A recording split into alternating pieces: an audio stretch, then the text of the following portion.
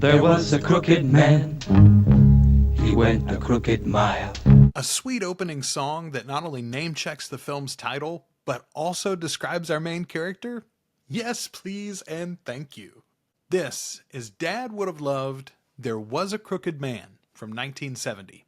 My dad loved a lot of stuff, but he loved very few things more than he loved Kirk Douglas. And this movie was one of his favorites. Though, as I discovered after he was diagnosed with dementia when I turned it on as a comfort watch in the living room for the whole family to enjoy, I believe we were used to watching the cable version of this film, which does not include all the scenes at the beginning in the brothel. Lots of boobs in this when you watch the full version.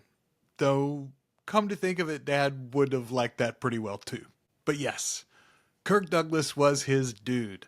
And as much as he loved Kirk Douglas, he hated Henry Fonda. Or at least loved to root against him. That's probably the reason that another movie we'll talk about eventually, Once Upon a Time in the West, was also in heavy rotation for Dad. The long story short, on There Was a Crooked Man, Kirk Douglas plays Paris Pittman, who leads a band of men to rob a rich man of a little over $500,000, but promptly gets his whole crew killed, except for Douglas. Pittman then goes to spend some of his ill-begotten gains at a local brothel, where he happens to run into the man he robbed and get himself imprisoned. The rest of the movie plays as a battle of wits and wills between Douglas's Pittman and Henry Fonda's Woodward Lopeman, the prison's new warden.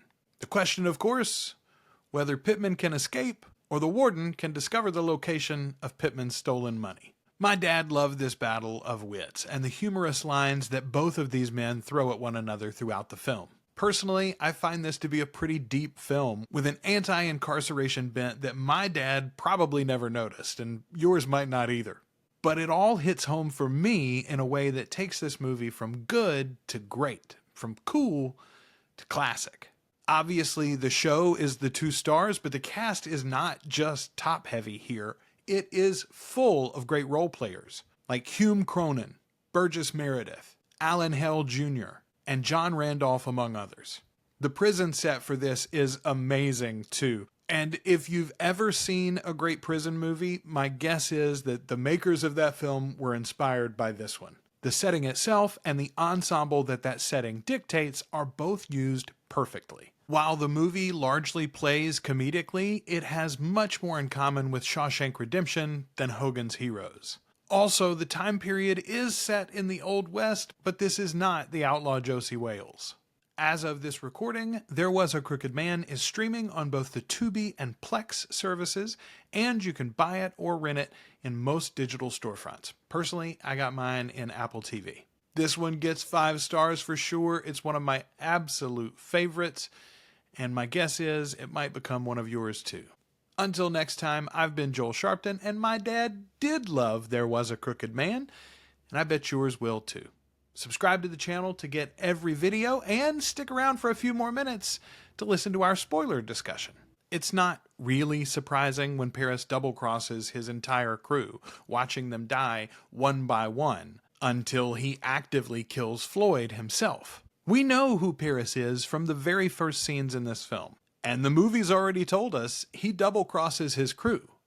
So it's not surprising, but it's still so disappointing. You've fallen in love with Paris, yes, but also with every member of the team, and they all believed in him.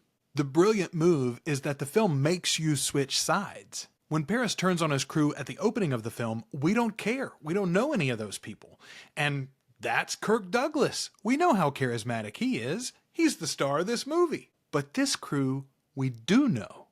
We care about them individually, and we care about their relationships with Paris. So as Fonda's warden trails him towards the hidden money, we're suddenly rooting for the lawman. And Paris's fatal snakebite is even more fitting than Fonda's bullet would have been.